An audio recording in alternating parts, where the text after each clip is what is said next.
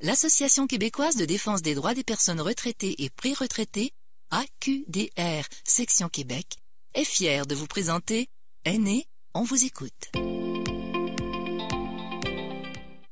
Bonjour à tous et bienvenue à Aînés, on vous écoute sur les ondes de CKRL 89.1. Ici Dominique Bélanger et quel plaisir à nouveau de vous retrouver pour cette belle émission. Cette semaine, on a le bonheur d'avoir avec nous pour toute l'émission, rien de moins, une femme d'expérience qui a consacré une grande partie de sa vie en politique. On a le plaisir de recevoir Madame Agnès Maltais. Mais d'abord, je vous présente ma co-animatrice. Elle est la présidente de l'Association québécoise de défense des droits des personnes retraitées et pré-retraitées, AQDR Québec, Madame Judith Gagnon. Bonjour Judith. Bonjour Dominique. Comment ça va aujourd'hui? Mais ça va bien. Ça va bien. Vous me disiez avant l'émission qu'il y avait des petites choses là, que vous souhaitiez transmettre à nos auditeurs. Oui, des choses qui sont quand même importantes. Je vais commencer peut-être par une petite consigne que je veux donner. Vous avez vu hier, dans le bilan COVID pour la capitale nationale, on n'a jamais vu, il y a 80 nouveaux cas, l'augmentation est de plus en plus importante et ça veut dire qu'il y a une possibilité qu'il y ait une troisième vague. On pensait bien ne pas en avoir, mais je pense ça marchera pas. On va suivre l'ensemble de la population. Alors, ce que je veux vous dire, faites attention, s'il vous plaît, sortez le moins possible, suivez les consignes, soyez vigilants, allez vous faire vacciner selon votre tour, et puis suivez ça parce que le danger n'est pas terminé. Alors, c'est important de bien suivre les choses et de se préserver du fameux virus qui est vraiment pas facile. Ça, c'est une première annonce. Et je vous dis, moi, je vais suivre ça parce que quand je vois les annonces, ça me fait peur. Deuxième chose, dans un autre ordre d'idée, cette semaine, on a trouvé des fraudeurs, une troupe itinérante de fraudeurs, la fraude des aînés, qui sont installés à Montréal et puis qui gravitent dans l'ensemble de la province. Et puis, ils en ont pris beaucoup. Ça frappe ces temps-ci. Les gens s'annoncent comme que votre petit-fils ou votre petite-fille a besoin d'argent, un besoin très majeur. S'il vous plaît, faites attention. Vous avez gagné votre argent tout au long de votre vie. C'est sûr qu'il y a de l'émotion là-dedans, mais soyez vigilants. Faut surtout pas tomber dans ce piège-là parce que vous allez perdre l'argent, puis c'est pas juste ça. Ça va vous faire mal à l'âme. C'est dur de se voir tromper puis de vivre ces choses-là. Alors, c'est dans l'air. Ça a été annoncé dans beaucoup de médias. Attention. On fait attention, on répond pas, on passe au suivant. Et si jamais les gens répondent, Judith, qu'est-ce que vous leur suggérez de faire? Appelez le 911 et puis la police de Québec est très au courant de la situation, puis il y a des choses là qui vont être mises en place. Et la dernière chose, le budget provincial. La semaine dernière, vous avez vu, il y a un budget qui est sorti et on parle d'un budget COVID. Moi, j'ai regardé l'angle de l'aide aux aînés. C'est ce qui est important. Alors, Éric Girard lui-même, ministre des Finances, disait lui-même que les aînés ont été les plus touchés par la crise sanitaire. Alors voilà, brièvement, là, je vais vous noter les mesures qui vont être prises. Une hausse du crédit d'impôt pour maintien à domicile. Ce qui est important, c'est un crédit d'impôt remboursable qui est important, qui permet aux gens d'éviter l'hébergement au CHSLD ou plus loin et puis d'avoir un petit peu d'argent pour vivre autonome. Une hausse de l'enveloppe consacrée aux soins à domicile, c'est important aussi parce que tout le monde veut rester à domicile. Des montants aide aux petites résidences privées pour personnes aînées en région. Vous savez qu'en région, il y a beaucoup de petites résidences privées, alors ils vont être aidés à se mettre aux normes et on va pérenniser des postes de préposés aux bénéficiaires embauchés dans les CHSLD pendant la pandémie. Très bonne nouvelle.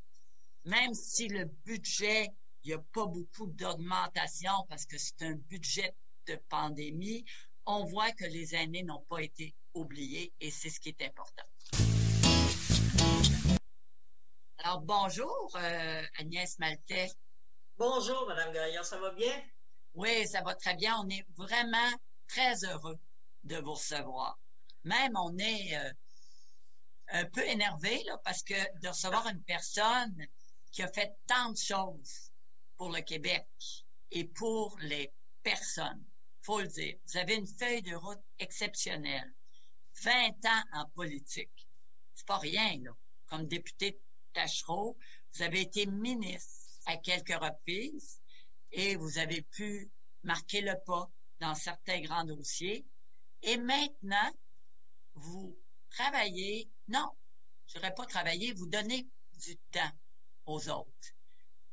Alors, c'est surtout ça que je veux parler avec vous. Vous êtes impliqué dans le tissu social et pour vous, c'est important. Alors, Agnès, pourquoi vous faites ça? Mon Dieu, vous me flattez, Judith, si vous me permettez. Je vais vous appeler Judith, on se connaît bien. Si vous me flattez, mais je suis comme beaucoup de gens qui dans leur vie, donnent du temps aux autres. C'est normal pour moi, comme beaucoup de gens d'expérience, comme beaucoup d'aînés, des bénévoles, j'en ai vu toute ma carrière dans les organisations. Je disais souvent, c'est ce qu'on appelle la dernière phalange. Vous savez, il y a toute une organisation en santé, mais au bout du compte, souvent, les gens qui prennent soin des autres, les gens qui sont là dans les organismes, sur le terrain, qui vont déplacer des aînés qui ont des problèmes de santé dans les hôpitaux, qui vont aller donner des soins, ben c'est souvent des gens qui ont décidé qu'ils voulaient contribuer à la société autrement que par le travail. Parce que le travail est très valorisé dans la vie, hein? On se définit souvent par son travail. Mais il y a ce qu'on apporte aux autres, qui est pour moi, aussi une définition de ce que doit être une vie. Vous avez contribué beaucoup, mais est-ce que vous avez du plaisir à faire ça? Ça, c'est important, la notion de plaisir. La notion de plaisir fait partie de ma vie, Judith. C'est très important. J'ai eu la chance dans ma vie de faire des choses que j'aimais profondément. Vous savez, j'ai fait 20 ans en politique, mais avant, j'ai fait 20 ans de théâtre. J'ai été dans une compagnie de théâtre qu'on appelait du théâtre engagé à l'époque, même si c'était très populaire, où on portait des messages, mais je l'ai fait dans le plaisir, on faisait de la comédie et de la comédie musicale, engagée. Donc, le plaisir pour moi et l'engagement, ça va ensemble. L'autre notion de plaisir qui est liée à l'engagement, c'est quand on donne, on reçoit. Ça, tout le monde qui donne du temps va vous dire, c'est un apport aussi de la société qui te redonne. C'est incroyable comment les gens sont généreux quand tu poses un geste envers eux, quand tu les appuies, quand tu les aides. Ils remercient énormément. Donc, quand tu donnes, tu reçois. Il y a un petit côté égoïste à donner, c'est que ça fait vraiment du bien, ça fait plaisir. Une autre question qui m'a toujours... C'était quoi avez-vous une cause qui vous tient le plus à cœur? Qu'est-ce que ça a été ou qu'est-ce que c'est le dossier qui est pour vous important dans le moment? Je vais dire dans le moment, parce qu'il y en a plusieurs qui ont... Dans ma vie, là, ça a jalonné ma vie. Les personnes, par exemple, en situation de déficience pendant longtemps ont été un de mes grands sujets de préoccupation. J'ai ça dans ma famille. Mais la lutte à la pauvreté et l'aide aux plus démunis fait partie depuis le début de ma carrière politique, comme même de ma vie théâtrale avant. Fait partie, la lutte à ceux qui ont plus de difficultés fait partie de ma vie. Puis encore aujourd'hui, je suis présidente de la fondation SAPSA. Vous savez, SAPSA, c'est une clinique, d'abord, elle est spéciale. C'est une coopérative d'infirmières au départ. Donc, c'est pas un groupe de médecine de famille où les infirmières sont sous l'égide, par exemple, de responsables médecins. sont autonomes. Ils ont commencé ça bénévolement pour aider des gens qui étaient absolument plus capables de recevoir des soins de médecins parce qu'ils étaient trop désorganisés. Ils ont dit, on va s'organiser, nous autres, puis on va les aider. Alors, ça c'est d'abord des infirmières qui sont installées, qui faisaient ça bénévolement à Basse-Ville de Québec. Là, aujourd'hui, près d'une dizaine d'années plus tard, c'est devenu une clinique appuyée par le ministère un peu, mais qui dépend encore des dons du public. Alors moi, je suis à la Fondation SAPSA, j'aide à lever des fonds pour payer ces infirmières-là. L'argent va directement, et c'est le but de la mission, là, à payer des infirmières qui s'en vont aider les itinérants les plus vulnérables de la Ville de Québec, des gens qui ont des problèmes de santé, qui n'ont pas de carte d'assurance maladie, qui ont de l'hépatite. C'est les plus graves problèmes de santé. C'est mélanger santé mentale, hépatite C, mettez-en, là. Ces gens-là, je les retrouve là. Et puis, je donne un coup de main à ce que je vais appeler la belle gang de SAPSA. OK, puis j'ai une autre question directement par rapport aux aînés. Vous n'avez côtoyé tout au long de votre carrière, tout au long de votre vie. Est-ce que vous pensez qu'il y a... C'est quoi, là? Est-ce qu'on s'en occupe assez? Est-ce qu'il y a d'autres choses à faire? Est-ce qu'il doit prendre plus de place? Comment vous trouvez là, la situation actuelle par rapport à la pandémie aussi? Oui, par rapport à la pandémie, on parlait de troisième vague tout à l'heure. Je disais que je vous écoutais. Je disais hier qu'on n'y échapperait pas à la troisième vague aussi. Au moins, les aînés ont été vaccinés en premier. C'était une bonne chose, donc ils vont pouvoir avoir un peu plus de liberté. Maintenant, les gens, ils veulent rester chez eux le maximum de temps possible. Le virage pour le maintien à domicile n'a pas été fait. Et il n'est pas encore, je ne le vois pas encore dans l'angle de vision des gouvernements. Il y a eu un budget hier, puis on parle encore de maisons des aînés, ce qui est magnifique, il y a quelques maisons des aînés. Mais les gens veulent rester chez eux. Alors, moi, je pense que tant qu'on n'aura pas compris ça, que les gens veulent être autonomes le plus longtemps possible, et c'est vers ça qu'on doit converger toutes nos énergies et nos ressources, on ne réussira pas à respecter la vision que les aînés ont d'eux-mêmes, qui veulent être, sont des gens autonomes, vivants, qui carburent aux rencontres, aux défis, puis qui veulent vivre leur vie le plus normalement possible, le plus longtemps possible. Et je comprends. Mais c'est triste parce que, je vais dire comme toi, ça fait des années que les aînés disent qu'ils veulent être à domicile puis rester à domicile. Ça fait des années. J'entends ça, moi, depuis des années. Puis comme tu dis, on n'en est pas là. Pas non. Encore. Il y a Régent Hébert, qui est un spécialiste des aînés, qui disait, qui a essayé de faire ce virage-là. C'était très difficile parce que tout l'argent est dans les centres hospitaliers. Même si moi, j'étais même au gouvernement avec Régent, j'ai vu tout ça. Et c'était très difficile. Parce que depuis trop longtemps, tout notre système de santé est tourné vers la médication, l'hospitalisation. Alors, c'est un virage qui demande une volonté extraordinaire. Puis, il faut tout changer. Alors, on poursuit tout de suite après la pause avec Mme Maltais. Merci pour cette première entrevue. Juste avant de revenir à Mme Maltais, je vous rappelle que les cliniques de l'AQDR Québec vous offrent des services gratuits et sont ouvertes du lundi au vendredi de 9h à 16h. Et je vous le mentionne, ce sont des services gratuits. Donc, ces cliniques mettent à la disposition des aînés et des proches aidants d'aînés des personnes ressources de deux façons. Alors, soit en personne, naturellement, c'est sur rendez-vous, très important de téléphoner pour prendre rendez-vous avant de vous présenter. Vous composez le 88-524-0437, poste 0. Et ces services peuvent être rendus aussi par téléphone. Alors, bonjour Agnès. Là, on va aller sur un point qui est très important. On vit dans une municipalité. Nous, c'est la ville de Québec. On est citoyennes et citoyens d'une ville. On s'en va partout, on paie nos taxes, on a des services, on veut faire des choses dans notre municipalité. Il y a les programmes Municipalité Amis des aînés qui ont été mis en place il y a plusieurs années. Que penses-tu, toi?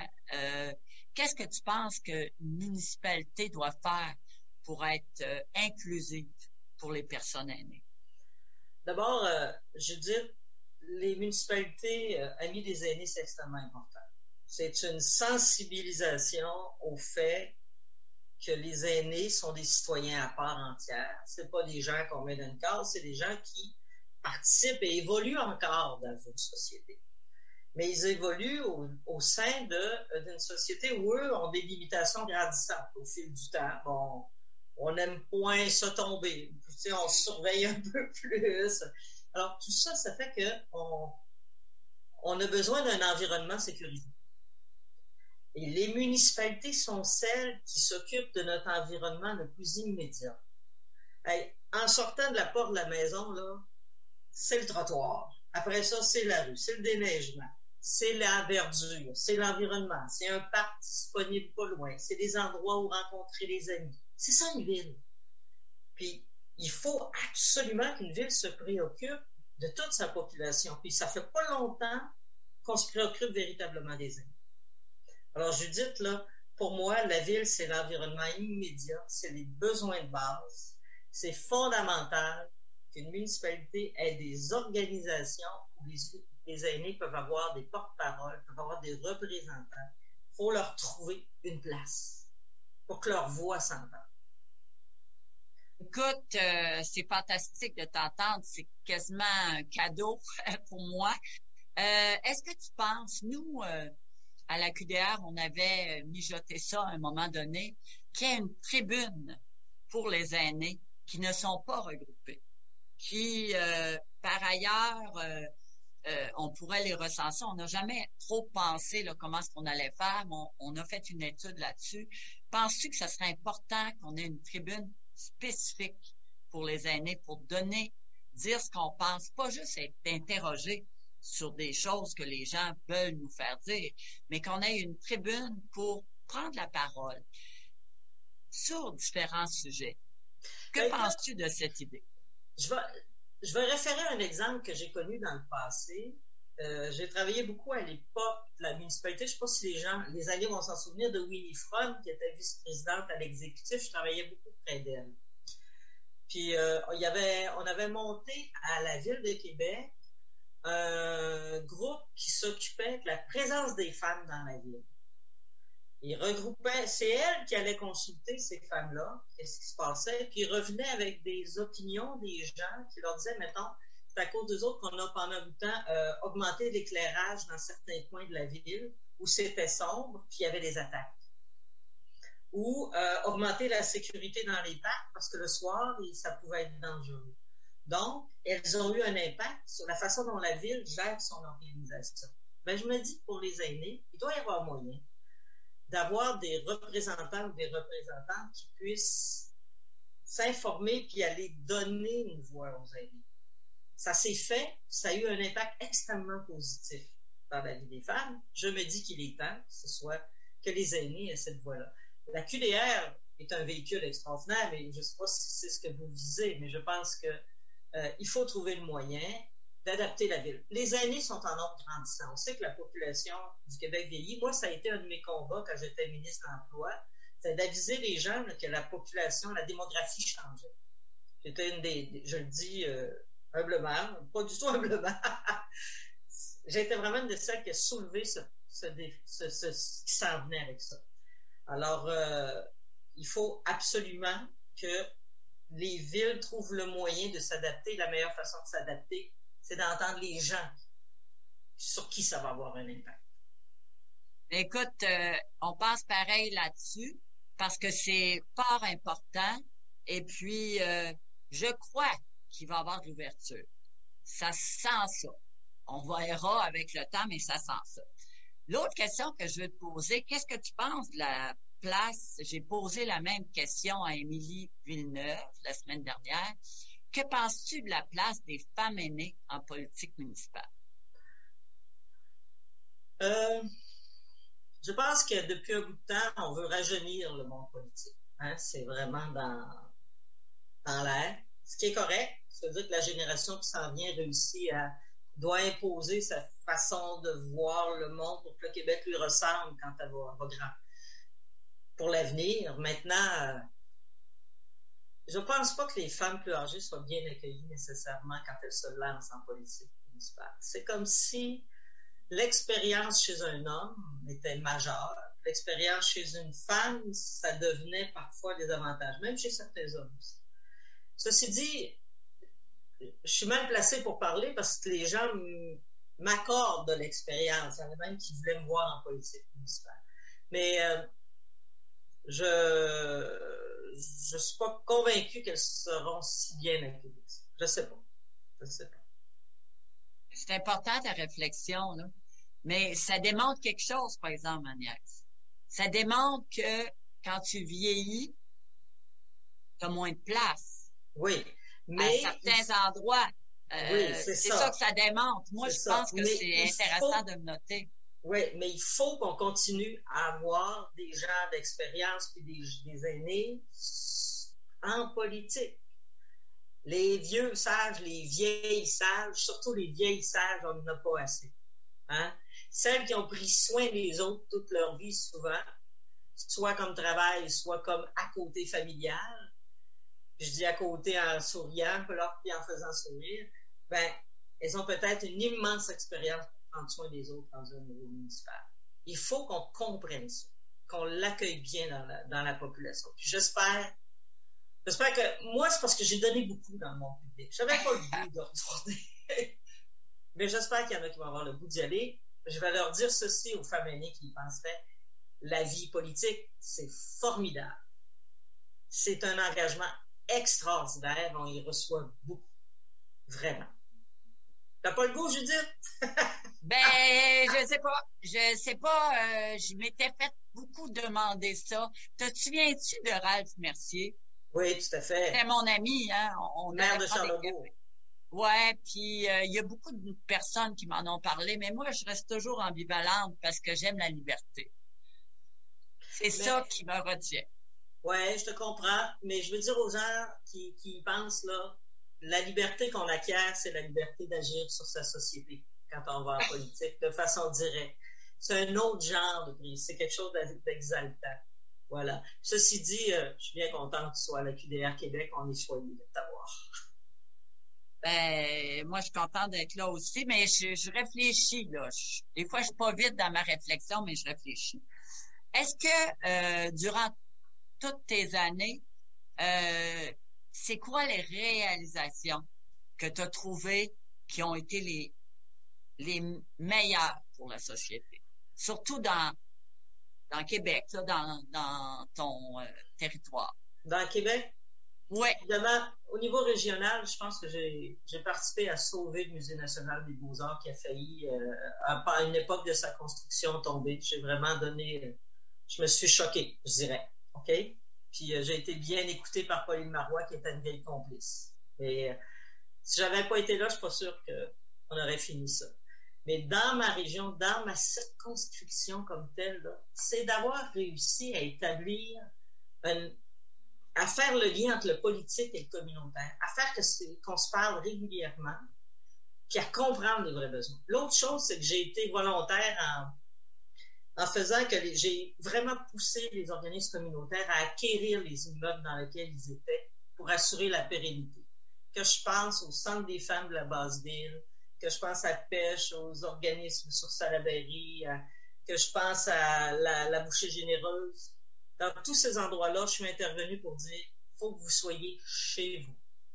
Parce que ça vous assure, ça vous garantit que vous allez bien grandir la tête en haut. Et je pense que j'ai établi plein de choses là-dessus. Écoute, je t'écoute, là, puis il me vient une idée. Ça veut dire que pour toi, l'autonomie financière puis l'autonomie, c'est important. Très important. Ne pas dépendre des autres. Et c'est important pour... je pense à tout, là, tous les domaines de la vie. Mais j'espère que les gens ont réussi à se faire des fonds de pension, assurer leur vieillesse tranquille. J'espère que les gens vont penser à se garnir pour l'avenir parce que c'est extrêmement important. Puis l'autonomie jusqu'à la fin de sa vie. Mais écoute, c'est un message formidable que tu lances aujourd'hui. Ben, ça me fait plaisir l'autonomie jusqu'à la fin de sa vie. Ça veut dire beaucoup. Merci. C'est extraordinaire là, d'avoir eu l'opportunité de t'avoir avec nous ce matin. Merci, Judith. C'est un plaisir. Merci beaucoup, Madame Maltais. Je vous invite à consulter notre calendrier d'activités sur notre site Internet au aqdr-québec.org. Vous avez aussi toutes les conférences qui sont offertes. Vous pourrez vous inscrire en ligne et vous retrouver sur notre chaîne YouTube AQDR Québec toutes nos émissions radio, mais aussi nos conférences qui ont été enregistrées. Et vous pouvez adhérer à l'AQDR Québec, pourquoi pas. Merci beaucoup à Mme Maltais, Agnès Maltais qui était avec nous ce matin. Judith, pour nous, c'est presque la fin pour nos auditeurs de CKRL. Je vous invite à rester branchés. Midi Jazz prend l'antenne dans quelques instants. Judith, comme à chaque semaine, je vous laisse le mot de la fin. Là, moi, j'ai été marquée là, par une phrase que Agnès a dit à la fin. Puis, l'autonomie tout au long de sa vie. Oubliez jamais ça. On a le droit de vivre tout au long de notre vie, de se prendre en main. C'est pas les autres qui doivent vivre pour nous. On a le droit d'être nous. Puis le nous veut pas dire qu'on est drabe.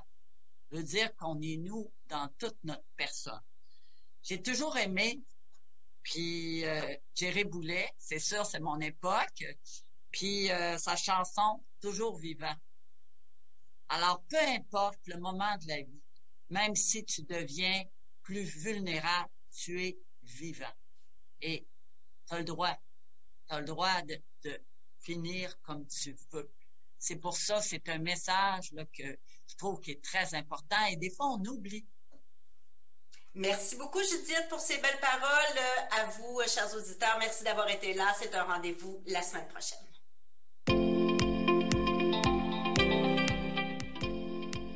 L'Association québécoise de défense des droits des personnes retraitées et pré-retraitées, AQDR, section Québec, est fière de vous avoir présenté « Aînés, on vous écoute ». Pour connaître tous les services offerts, visitez le aqdr-québec.org ou encore téléphonez au 418-524-0437, poste 0.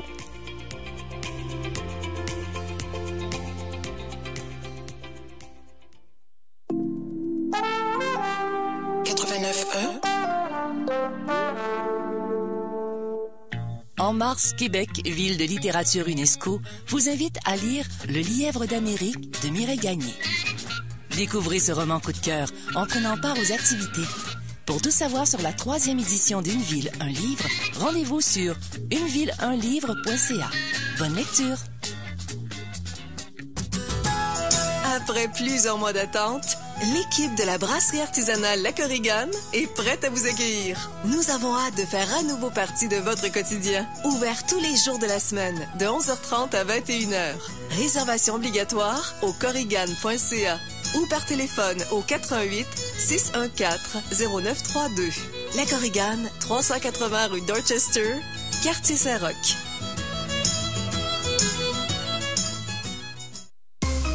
Vibrez au rythme de Mondo Carnaval, un voyage virtuel avec des spectacles gratuits de musique du monde. De mars à août, découvrez les Vendredis Mondo, les rendez-vous artistiques de la diversité culturelle. Près de 100 artistes d'ici et d'ailleurs seront au cœur de cette programmation haute en couleurs qui rendra hommage à la solidarité humaine et à la fraternité entre les cultures du monde. Toute la programmation sur mondocarnaval.com.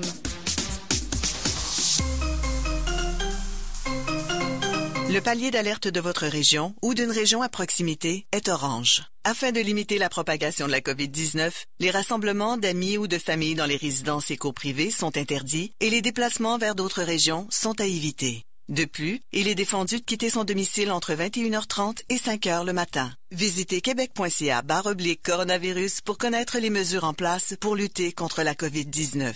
Respectez toutes les règles, tout le temps, sans exception. Un message du gouvernement du Québec. Premier acte en collaboration avec la Caisse des Jardins de Québec et Parabole présente Dans l'eau chaude. Tu veux gagner à la guerre, là? Tu mets des cuisiniers sur la première ligne, là. Tu vas gagner à la guerre, c'est clair. Là. À travers ce balado de 5 épisodes, découvrez la face cachée du monde de la restauration. Des services cauchemardesques vous seront racontés par des restaurateurs. 5 comédiens se sont prêtés au jeu en interprétant certains passages racontés. On en a tous eu des soirées de merde, là, mais ça, c'était vraiment la pire de pire. En primeur sur les ondes de CKRL tous les lundis dès le 15 mars, chaque épisode sera disponible sur la chaîne balado de Premier Acte et sur la Fabrique culturelle. Midi Jazz. Midi Jazz vous est présenté par Audiolite, l'expert en son et images.